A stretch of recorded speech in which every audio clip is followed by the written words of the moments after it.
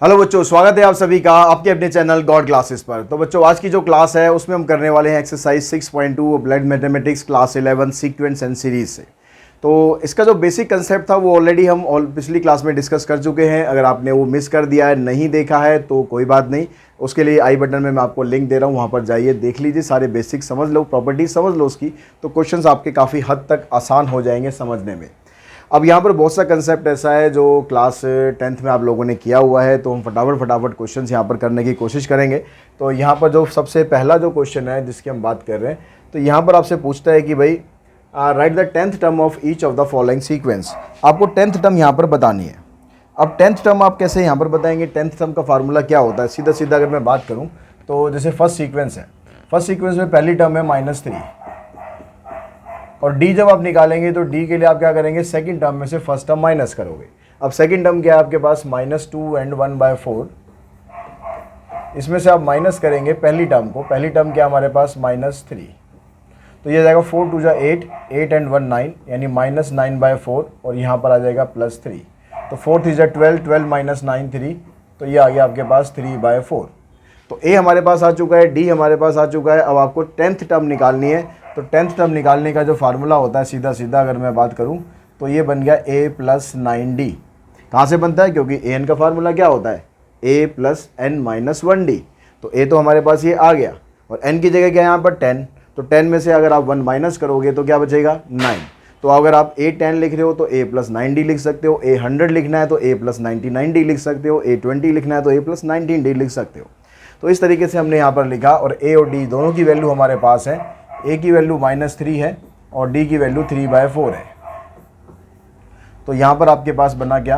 -3 इधर से आ गया, 9 3 27/4, तो 4 3 12, 27 में से 12 आप माइनस करोगे तो आपके पास बचेगा कितना? 15/4। तो ये बनेगी हमारे पास 10th टर्म। इसको आप मिक्स फ्रैक्शन में लिखना चाहें मिक्स में छोड़ सकते हैं, या फिर आप ऐसे ही छोड़ना चाहें ऐसे छोड़ सकते हैं, मिक्स में लिखना चाहें मिक्स में लिखो। अगर हम मिक्स में लिखेंगे तो कितना आ जाएगा? 3 एंड 3/4।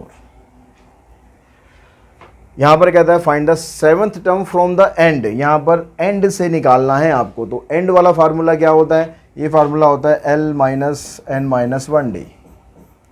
तो आप देख लो लास्ट टर्म आपके पास है 85, तो यहाँ पर आप 85 पुट करो।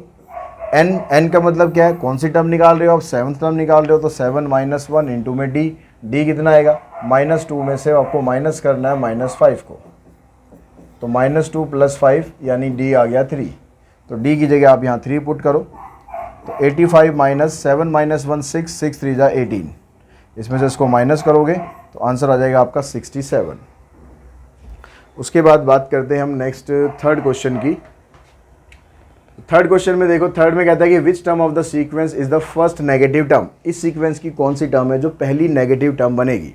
तो यहाँ पर हम क्या करते हैं, हम पहले an निकाल लेते हैं इसका, उसके बाद देखेंगे कि भाई इसकी जो पहली नेगेटिव टर्म है वो कौन सी बनेगी। तो पहले आप an निकालो। तो an निकालने का तरीका क्या होगा हमारे पास? an का फार्मूला होता है a + n - 1d। तो a की जगह हमारे पास 19 है, और फिर आप d निकालेंगे तो 91/5 में से 19 माइनस करेंगे, 91/5 में से 19 माइनस करेंगे तो यह आ जाएगा -4/5। ये हमारे पास d है। तो यहाँ पर n - 1, और यहाँ पर आ गया -4/5। इसको इससे मल्टीप्लाई करेंगे तो -4/5n + 4/5। 19 और 4/5 को प्लस किया हमने, तो 19 5 = 95 प्लस में 4, 99/5 -4/5n।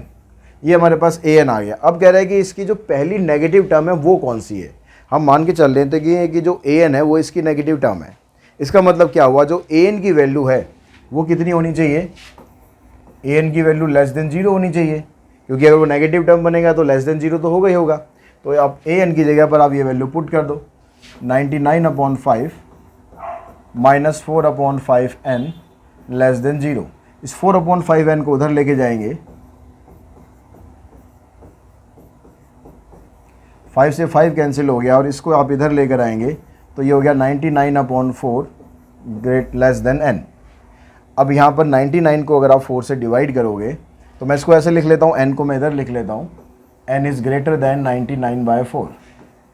अब 99 को अगर आप डिवाइड करोगे 4 से तो कितना आएगा, 4 2 जा 8, फिर 1 बचेगा, यहाँ पर आ जाएगा 24, तो 4 4 जा 16 हो गया। तो अब आपके पास 3 रिमाइंडर बचेगा, यानी 24 एंड 3/4।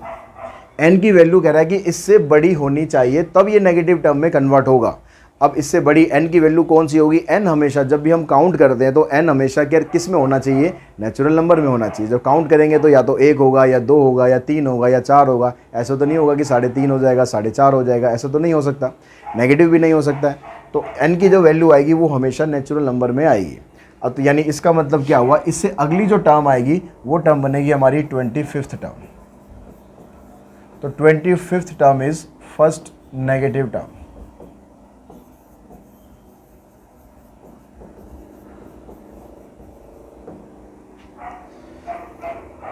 उसके बाद नेक्स्ट अगर क्वेश्चन की बात करें अब, तो नेक्स्ट क्वेश्चन के अंदर क्या कहता है, तो क्वेश्चन नंबर 4 देखते हैं। 4 में कहता है कि find the number of identical term in the 2 sequences this and this.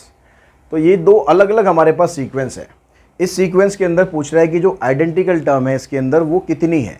जैसे यहाँ पर आप देख रहे हो कि 4 4 का डिफरेंस है, 1 के बाद 5 आ गया, 5 के बाद 9 आ गया, 9 के बाद 13 आ गया, इस तरह से। और वहाँ पर 3 3 का डिफरेंस है।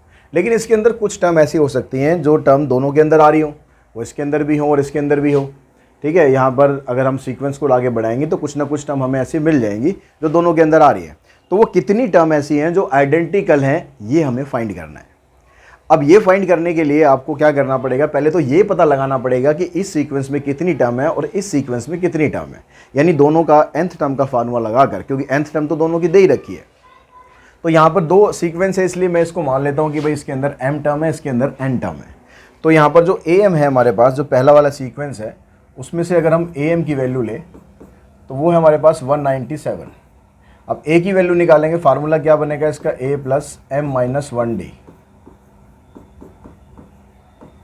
अब a की वैल्यू हमारे पास है 1, वो हमने यहाँ पुट करा, और d की वैल्यू हमारे पास पहले वाले सीक्वेंस में है 4, वो हमने यहाँ पुट करा। 1 को आप इधर लेके जाएंगे तो m माइनस 1 इंटू में 4 इक्वल्स टू बचेगा 196। 4 से इसको डिवाइड कर देते हैं, 4 से डिवाइड करेंगे तो यहाँ पर आया m माइनस 1 इक्वल्स टू 4 4 16 और 4 9 36। तो m की वैल्यू आ गई 50, यानी जो पहला सीक्वेंस है उसके अंदर 50 टर्म्स है। ऐसे अब दूसरा सीक्वेंस देखो, उसको मान लेते हैं an है, उसके अंदर उसकी लास्ट टर्म है 196। तो यहाँ से फार्मूला लगाया हमने a plus n minus 1d का। a की जगह आपके पास फिर पहले वाले सीक्वेंस में कहाँ से स्टार्ट हो रहा है, उसमें ही 1 से स्टार्ट हो रहा है, और d उसमें आ रहा है 3। तो अब 1 को उधर ले जाके माइनस करेंगे तो n माइनस 1 इंटू में 3 इक्वल्स टू आ जाएगा 195। अब 3 से इसको डिवाइड करोगे आप तो 3 6 जा 18, 3 5 जा 15, तो n की वैल्यू आ गई 66। तो जो पहला सीक्वेंस है उसके अंदर कितनी टर्म है, उसके अंदर है हमारे पास नंबर ऑफ़ टर्म्स है 50। दूसरा सीक्वेंस है उसके अंदर नंबर ऑफ़ टर्म्स है 66। अब इनमें से कितनी टर्म्स ऐसी हैं जो दोनों में आइडेंटिकल है, ये आपको पता लगाना है। अब ये पता लगाने के लिए हम मान के चल लेते हैं कि जो पहले वाला सीक्वेंस है उसके अंदर p टर्म्स हैं और दूसरा वाला सीक्वेंस है उसके अंदर q टर्म्स हैं जो आइडेंटिकल है। यानी अगर हम यहाँ पर इसकी जो pth टर्म निकालें, AP of first term is equals to AQ of the second AP। ठीक है, हमने ये मान लिया कि जो इस AP के अंदर p टर्म्स ऐसी हैं जो उसके अंदर आने वाली q टर्म्स के बराबर हैं, वो दोनों की वैल्यू आइडेंटिकल है। ये इसके अंदर मान लो हो सकता है 10 टर्म 4 टर्म है, उसके अंदर हो सकता है 13 टर्म है। ठीक है, तो इस तरह से आप इन दोनों को यहाँ पर ले सकते हैं। तो अब यहाँ पर अगर हम AP की वैल्यू निकालें तो a plus p minus 1d की जो वैल्यू है ये हम किसके बराबर रखना चाह रहे हैं, हम रखना चाह रहे हैं a plus q minus 1d के बराबर। अब यहाँ पर a अलग है, इसका a अलग है, तो आप इसको कैपिटल A से दिखा सकते हो और इसको कैपिटल D से दिखा सकते हो, अलग अलग है। ठीक है, जो पहले वाला सीक्वेंस है उसका a है 1 और p हमें पता नहीं है अभी, और d है इसका 4। इसकी पहली टर्म है 1 और इसका d है 3। तो इस 1 से तो 1 हो गया कैंसिल, हमारे पास बचा p माइनस 1 इंटू में 4 equals to q minus 1 into में 3। 3 को इधर ले आते हैं हम, p माइनस 1 अपॉन 3 और इसको इधर लेके जाते हैं, यानी p माइनस 1 अपॉन 3 और q माइनस 1 अपॉन 4 की जो रेशो है वो आपस में बराबर है। इस रेशो को हम मान के चल लेते हैं कि ये k के बराबर है। ये हमने मान लिया कि ये वैल्यू k के बराबर है। तो अब अगर यहाँ से इस वाली टर्म को हम लेते हैं p minus 1 upon 3 equals to k, इसको आप सॉल्व करोगे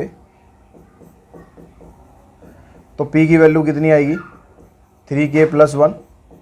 ऐसे अगर आप q की वैल्यू निकालोगे तो q की वैल्यू यहाँ से बनेगी, जब आप इसको इसके बराबर रखोगे तो q की वैल्यू आ जाएगी 4k प्लस 1। अब हमने मान के चला था कि जो पहले वाला सीक्वेंस है उसके अंदर p टर्म्स है और दूसरे वाला सीक्वेंस है उसके अंदर q टर्म्स है जो कि आइडेंटिकल हैं। तो हमें यहाँ से ये पता है कि जो पहले वाला सीक्वेंस है उसके अंदर 50 टर्म है। तो इसका मतलब हुआ कि जो ये p है इसकी जो मैक्सिमम वैल्यू है वो कितनी हो सकती है, 50 ही हो सकती है ना, उससे ज़्यादा तो नहीं हो सकती, क्योंकि p जो है because p less than equals to 50। तो इस हिसाब से अगर हम p की जगह रखेंगे 3k plus 1 less than equals to 50, 1 को इधर लेके जाएंगे और k की वैल्यू आएगी लेस देन इक्वल्स टू 49/3। 49/3 का मतलब क्या बनेगा, 3 1 जा 16, 3 जा 48, 16 एंड 1/3 इससे कम होनी चाहिए या इसके बराबर होगी। अगर हम दूसरे वाले के देखें तो दूसरे वाले सीक्वेंस में वैल्यू आपके पास 66, तो यहाँ पर जो q की वैल्यू है वो मैक्सिमम हो सकती है 66, इससे ज़्यादा नहीं हो सकती। तो q less than equals to 66। अब q की वैल्यू क्या आपके पास 4k प्लस 1, इसको आप इधर लेके जाएंगे 65 और k की वैल्यू आ जाएगी 65 अपॉन में 4। तो यहाँ से आपके पास कितना बनेगा ये, इससे अगर आप इसको डिवाइड करोगे 16 एंड 1/4, यानी यहाँ पर कह रहा है कि भाई k की वैल्यू 16 एंड 1/3 से कम होनी चाहिए और वहाँ पर कह रहा है k की वैल्यू 16 एंड 1/4 से कम होनी चाहिए। तो इसका मतलब क्या हुआ, दोनों के अंदर जो कॉमन टर्म 16 आ रही है, मतलब 16 अगर आ गया तो ये वाली सिचुएशन को भी एग्जिस्ट करेगा और ये वाली सिचुएशन को भी एग्जिस्ट करेगा। तो इसका मतलब क्या हुआ, जो k की वैल्यू है वो 16 है। यानी आप ये कह सकते हो कि जो 16 टर्म इसके अंदर और इसके अंदर आ रही है वो दोनों आइडेंटिकल है। 16 टर्म्स ऐसी हैं दोनों AP में, वो दोनों आपस में उनकी वैल्यू बराबर है। उसके बाद नेक्स्ट अगर क्वेश्चन की बात करें तो नेक्स्ट क्वेश्चन में आपको क्या दिया हुआ है, नेक्स्ट क्वेश्चन में कहता है if the sum of the n term of a sequence is given by Sn equals to 3n square minus 2n for all n belongs to n find its 10th term. तो Sn हमें यहाँ पर दिया हुआ है, हमें पहले यहाँ पर an फाइंड कर लेना है, क्योंकि जब आपके पास an आ जाएगा तो आप 10th टर्म की वैल्यू बता सकते हो। तो an हमारे पास कितना आया, an की वैल्यू निकालने के लिए Sn में से हमने Sn माइनस 1 को माइनस करना होता है। तो Sn हमारे पास है 3n स्क्वायर माइनस 2n, इसमें से हम माइनस करेंगे, n की जगह पर आपको n माइनस 1 पुट कर देना है। तो 3 इंटू में n माइनस 1 का स्क्वायर माइनस 2 इंटू में n माइनस 1। अब यहाँ पर इसकी आप ब्रैकेट को एक्सपेंड करो तो ये आएगा आपके पास n square minus 2n plus 1 minus 2n plus में 2। ब्रैकेट खोलते हैं, ब्रैकेट खोल के आपके पास ये आएगा minus 3n square plus 6n minus 3 plus 2n minus 2। यहाँ पर देखो 3n स्क्वायर कैंसिल हो जाएगा, माइनस 2n इससे कैंसिल हो जाएगा, तो an की वैल्यू बनेगी आपके पास 6n माइनस 5। अब आपको पूछा है इसमें 10th टर्म, तो आपको a10 फाइंड करना है। तो 6 इंटू में 10 माइनस 5, 60 माइनस 5 यानी आंसर आ गया 55। तो क्वेश्चन नंबर 5th का आंसर होगा 55। 6th क्वेश्चन में कहता है कि if the third term of A AP is 12, third term आपको ये दे रखी है, तो थर्ड टर्म आपको दे रखी है, थर्ड टर्म को हम ऐसे लिख सकते हैं a प्लस 2d, ये पहली इक्वेशन आ गई। 7th टर्म 24 है, तो a7 को लिख सकते हो आप 24 यानी a प्लस 6d 24। अब इन दोनों इक्वेशन को अगर आप सिंप्लीफाई करो, एलिमिनेशन मेथड लगा दो,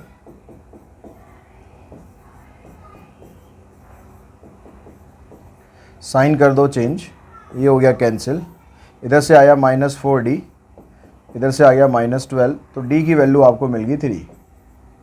अब d की वैल्यू 3 आप फर्स्ट में पुट करोगे तो आपको a की वैल्यू मिल जाएगी, a प्लस में 2 इंटू में 3 इक्वल्स टू 12, ये आ गया 6, तो a की वैल्यू आ जाएगी 6। a 6 आ गया और d 3 आ गया। अब इन दोनों वैल्यू से आपको क्या करना है, 10th टर्म फाइंड करनी है। तो 10th टर्म फिर वही है आपके पास, 10th टर्म निकालोगे डायरेक्टली तो बन जाएगा a प्लस 9d। तो a की वैल्यू 6 है, d की वैल्यू कितनी थी हमारी 3 है, 9 3 27 प्लस में 6 33। उसके बाद नेक्स्ट क्वेश्चन पे चलते हैं। नेक्स्ट क्वेश्चन है आपके पास, how many terms are there in the AP। तो यहाँ पर सीधा आपको an का फार्मूला लगाना है। an आपको ये दे ही रखा है, a और d निकाल के an की वैल्यू निकाल देंगे, आप ये आराम से निकाल लेंगे। नेक्स्ट क्वेश्चन पे चलते हैं हम, क्वेश्चन नंबर 8 पर। 8 में कहता है कि x y z are in AP। अगर x y z AP के अंदर दिया हुआ है तो आपको ये प्रूव करना है। तो जो बेसिक कंसेप्ट था ना, उसमें अगर आपने ध्यान से पढ़ा हो, समझा हो, तो उसमें एक चीज़ बताई थी कि अगर 3 टर्म्स AP के अंदर होती है, x y z are in AP, अगर ये 3 टर्म AP के अंदर है तो जो मिडल वाली टर्म होती है ये इन दोनों के सम के बराबर होती है। तो जो आपको प्रूव करना है उन ब्रैकेट्स को आप यहाँ पर लिखो,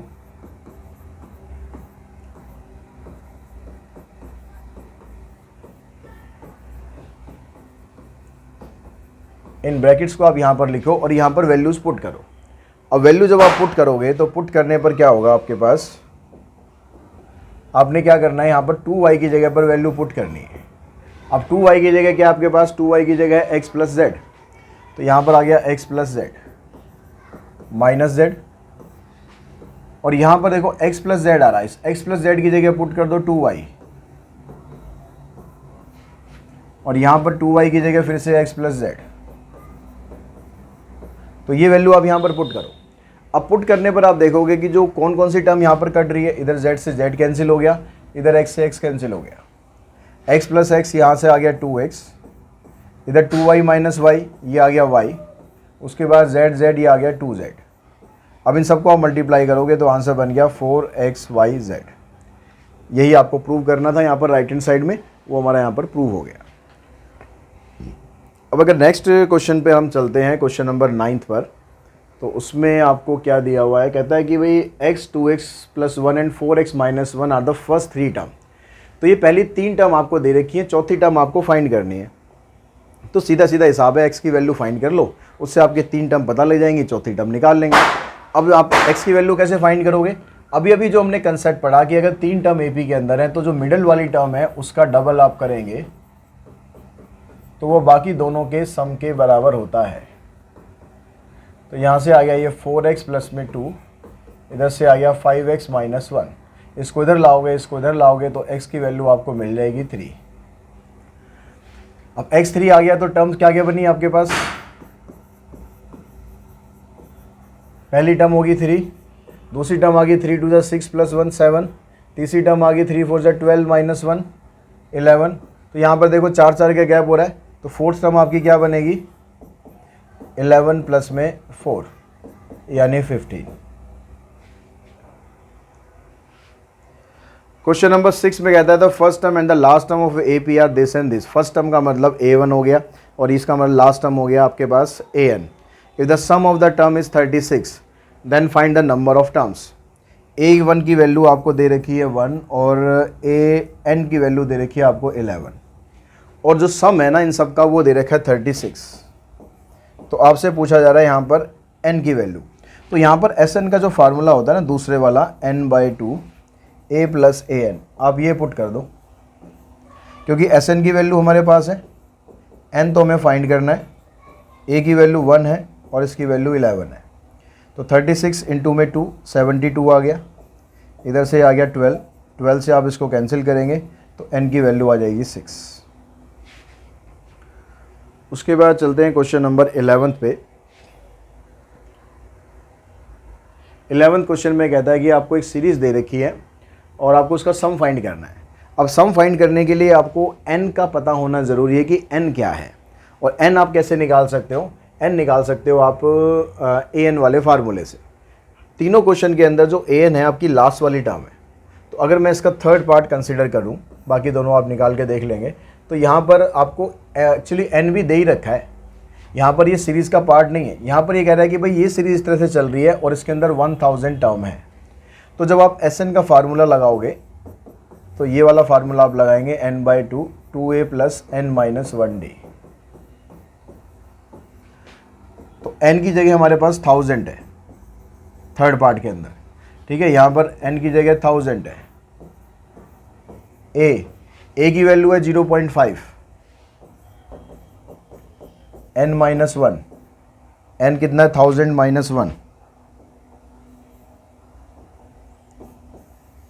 1000 - 1 इंटू में d कितना है 0.51 में से 0.5 को आप माइनस करोगे तो आ जाएगा 0.01। यहाँ से इसको हमने डिवाइड किया, 500 आ गया, इधर से 1 आ जाएगा, इधर से आएगा आपके पास 999 को 0.1 से मल्टीप्लाई करोगे तो ये आ जाएगा आपके पास 9.99। अब 9.99 को 1 के साथ ऐड करोगे तो ये आ जाएगा 10.99। इसको आप मल्टीप्लाई करेंगे तो आ जाएगा 5 9 जा 45, 5 9 जा 45 प्लस में 5 एंड 5 1 जा 5। डेसिमल के बाद 2 जीरो आएंगी, उनको आपको लिखने की ज़रूरत नहीं है। तो आंसर आ गया 5495। उसी तरीके से अगर हम क्वेश्चन नंबर बात करें नेक्स्ट 12th क्वेश्चन की, 12th में कहता है कि in a sequence the sum of first term is this where P Q R constant, sum of first n terms, sum of first n terms आएगा यहाँ पर। Show that the sequence is an A P and find the common difference. तो A P आपको बताना है कि ये जो सीक्वेंस बनेगा ना ये ए पी बनेगा, तो उसके लिए आपको ए एन फाइंड करना पड़ेगा। और ए एन का फार्मूला हमें पता है कि भाई ए एन में से आप ए एन का फार्मूला लिखना है, एस एन का नहीं। तो ए एन का फार्मूला हमारे पास होता है कि एस एन में से एस एन माइनस 1 को आप माइनस करो। तो एस एन तो आपको दे ही रखा है, P N plus Q N square. जब आप एस एन माइनस 1 निकालोगे तो जहाँ जहाँ एन आ रहा है वहाँ पर एन माइनस 1 डाल दो। इसको सॉल्व करेंगे तो यह है आपके पास पी एन प्लस में क्यू एन स्क्वायर, इधर से आ जाएगा P N minus P plus Q into N square minus 2n plus 1। Identity लगा दी आपने a minus B whole square की। ब्रैकेट खोलेंगे, minus P N plus P minus Q N square plus 2qn minus Q N square cancel हो जाएगा और यहाँ से माइनस क्यू और एक टर्म और कैंसिल होनी चाहिए थी। कौन सी टर्म कैंसिल होगी? पी एन कैंसिल हो जाएगा ये। अब बच गया आपके पास 2qn प्लस में p माइनस में q। ये आपके पास बन गया an। अब यहाँ से कम 3 टर्म निकाल लो। 3 टर्म निकाल के देखो कि जो d आ रहा है उसका सेम आ रहा है या नहीं आ रहा है। तो आपने पहली टर्म निकाली तो a1 पुट करा, n की जगह 1 पुट करेंगे 2q आ जाएगा। ये आ जाएगा 2q minus q 3q plus में p। फिर जब a2 निकालेंगे तो यहाँ आ जाएगा 2q इंटू में 2, तो यह आएगा 4q minus q 3q plus में p। उसके बाद अगर हम करें यहाँ से a3 तो 2q इंटू में 3, यहाँ से आएगा 6 माइनस 1 5q प्लस में p। तो ये आपके पास 3 टर्म आ गई। अब देखो यहाँ पर जो d निकालोगे आप, सेकंड टर्म में से फर्स्ट टर्म को माइनस करोगे तो p से p कैंसिल हो जाएगा, 2q आएगा। और दोबारा अगर आप d निकालोगे, इस बार आप निकालो थर्ड टर्म में से सेकंड वाली टर्म को माइनस करोगे तो यहाँ से भी 2q आ रहा है। तो डिफरेंस दोनों से सेम आ रहा है। डिफरेंस दोनों से सेम आ रहा है तो इसका मतलब ये AP है।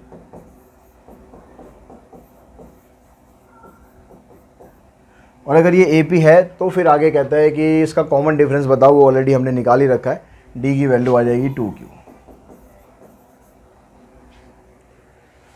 उसके बाद अगर हमें करना है क्वेश्चन नंबर कौन सा 13th क्वेश्चन करना है। 13th क्वेश्चन में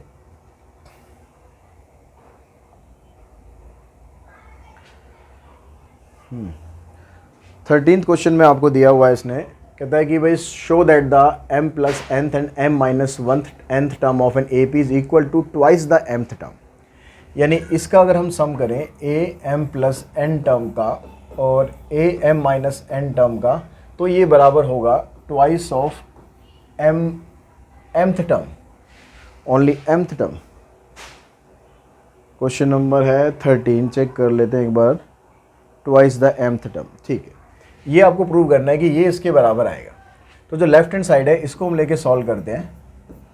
तो यहाँ से बनेगा आपके पास ए एन का फार्मूला यूज़ करोगे तो बनेगा a plus m plus n minus 1 into में d, और इसका बनेगा a plus m minus n minus 1 into में d। a plus a 2a आ गया। जो d वाली टर्म है ये दोनों ब्रैकेट इकट्ठी कर देते हैं, d कॉमन है उसको बाहर ही लिख देंगे।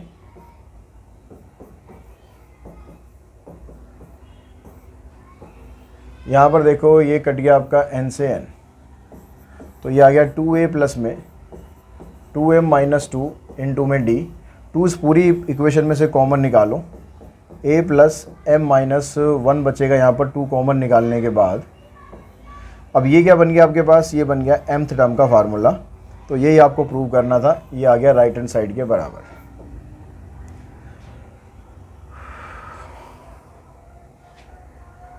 क्वेश्चन नंबर 14 की अगर हम बात करें, 14th में कहता है 14 में कहता है कि इन AP mth term is n and nth term is m।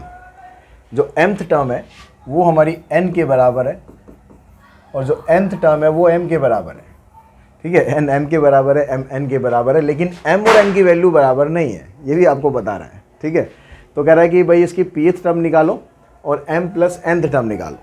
तो उसके लिए आपको कोई से भी टर्म निकालनी हो तो आपको a और d चाहिए बस। अब a और d कैसे निकालेंगे हम, यहाँ से a plus m minus 1d का फार्मूला बन गया, ये n के बराबर है, और यहाँ से अगर आप बनाओगे तो ये आ जाएगा a plus n minus 1d। दोनों इक्वेशन को माइनस कर दो, ये हो जाएगा कैंसिल। यहाँ से आया आपके पास m माइनस 1, इधर से देखो ब्रैकेट के बाहर का साइन चेंज हो गया है, तो ये n माइनस हो जाएगा और 1 प्लस हो जाएगा। इधर आ गया n माइनस m, यहाँ पर -1 से कैंसिल, m माइनस n। यहाँ से माइनस अगर मैं कॉमन निकाल दूँ तो ये भी m माइनस n बनेगा, m minus n cancel, d की वैल्यू आ गई -1। अब d की वैल्यू आप यहाँ फर्स्ट में पुट करोगे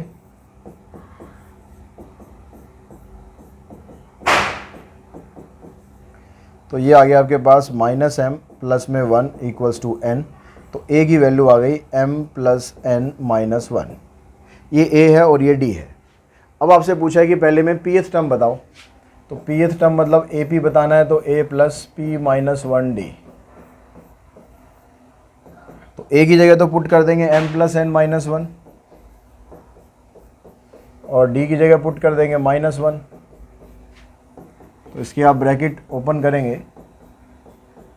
तो ये -p आएगा, जब हम -1 से मल्टीप्लाई करेंगे तो, और +1 आएगा, इससे ही कैंसिल। तो आंसर आ जाएगा m plus n minus p। इसी तरीके से आप m प्लस n में फार्मूला लगाएंगे, सेम बिल्कुल इसी तरीके से, बस p की जगह m प्लस n कर देना, जो भी बचेगा उसको छोड़कर बाकी सारा आपका आंसर आ जाएगा। उसके बाद अगर हम क्वेश्चन नंबर 15 की बात करें तो 15th में भी आपको 2 पार्ट दिए हुए हैं।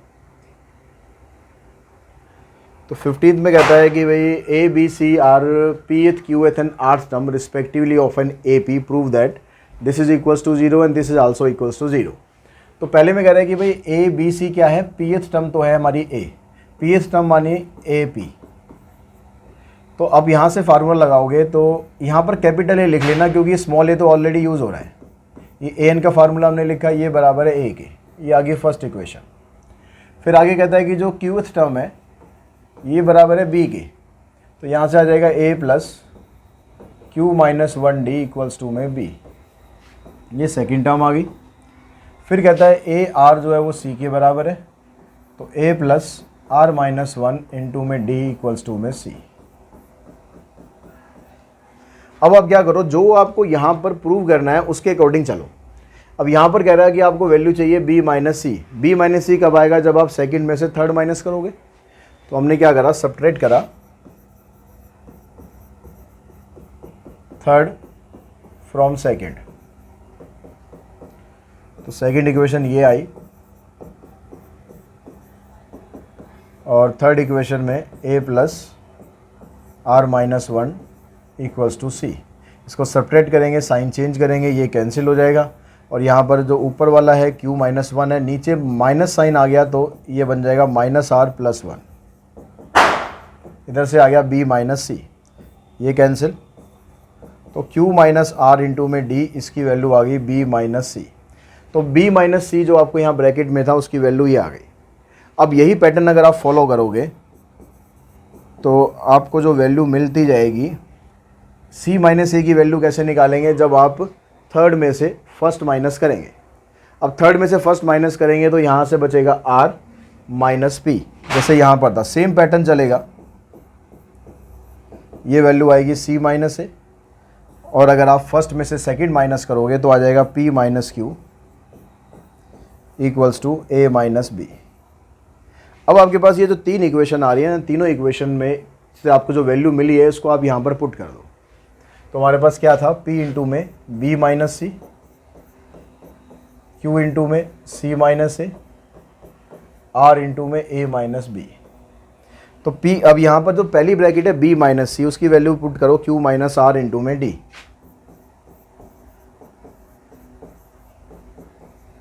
और c माइनस ए की जगह पुट करो r माइनस पी इंटू में d। और a माइनस बी की जगह आप पुट करो p माइनस क्यू इंटू में d।